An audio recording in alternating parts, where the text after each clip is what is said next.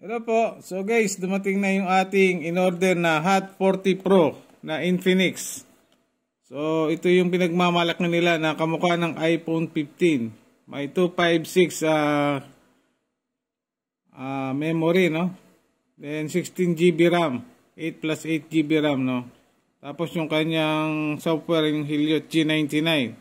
So tama-tama ito na pang gaming, no? So buksan na natin. Wow, ang ganda niya. So tingnan natin yung mga accessories niya na nakasama. So may kasama siyang case ng kanyang cellphone, no, jelly case. Then itong mga charger na 33 watts, fast charger. And then ito na yung cellphone niya, no.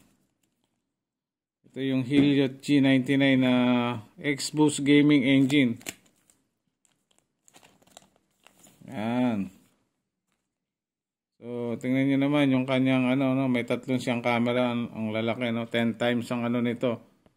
Ang zoom niya, no? Triple camera. Parang iPhone ang dating, no? Yan. So, buksan natin.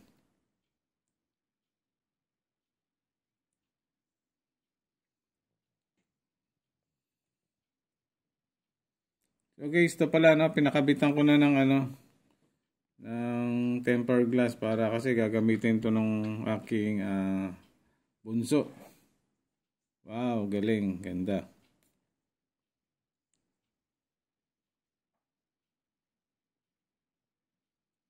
Oh, yan. Soft touch, ayan, no, dami niyang So pag tiningnan mo dun sa camera, yung front camera niya, no, ang linaw, no, yan. Sa video niya, yan, no. Oh. Wow, ang linaw, oh. Tapos pag sa photo niya, marami tayong pagpipilian. Yan, oh, pwedeng film, sa portrait, beauty, Skyshot Pro. At ang isa pa rito, no, pwede siyang agad, no, dual video, no. Andiyan ka na, ay, pwedeng ayan. Dual video siya, no? Habang nagbibideo ka, kita ka pa rin dun sa harapan. Iyon ang pinagkaiba nito, no? Yung purpose niya, may dalawang camera na pwede mo pagsabayin. So, habang nagbablog ka, yung harapan mo, nakabideo, tapos ikaw na nagsasalita. Ayan. Ayan. Yun, nakitang-kita tayo, no? So, yun. Pag i-next natin, yan. Marami rin siya, no?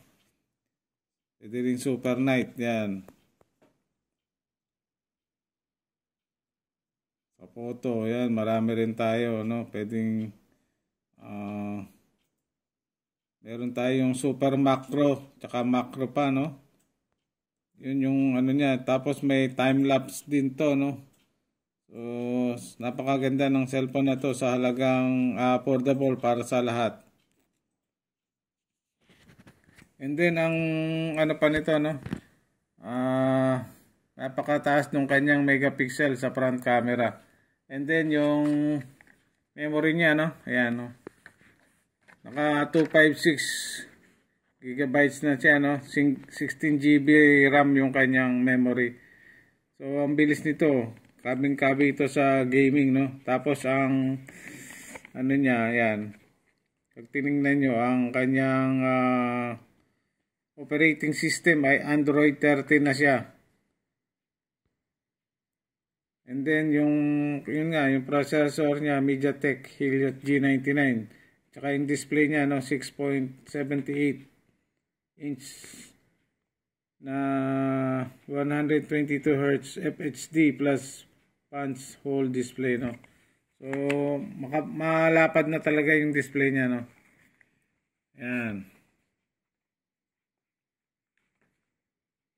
So guys, kung nagustuhan nyo itong bagong phone na to, no, yung bagong labas, December lang itong nilabas, yung Infinix Hot 40 Pro, sa halagang 6,000 plus lang, no, magkakaroon na kayo ng gaming phone. Yan, daming no, yan, at affordable price. So, kumpara sa iPhone na napakamahal, halos 100k yung kanyang presyo, no? 50 to 100k. Dito ka na. Maganda pa yung specs, no? So, guys, kung gusto niyo bumili nito, ilalagay ko sa description box yung link. Thank you and ingat po. God bless.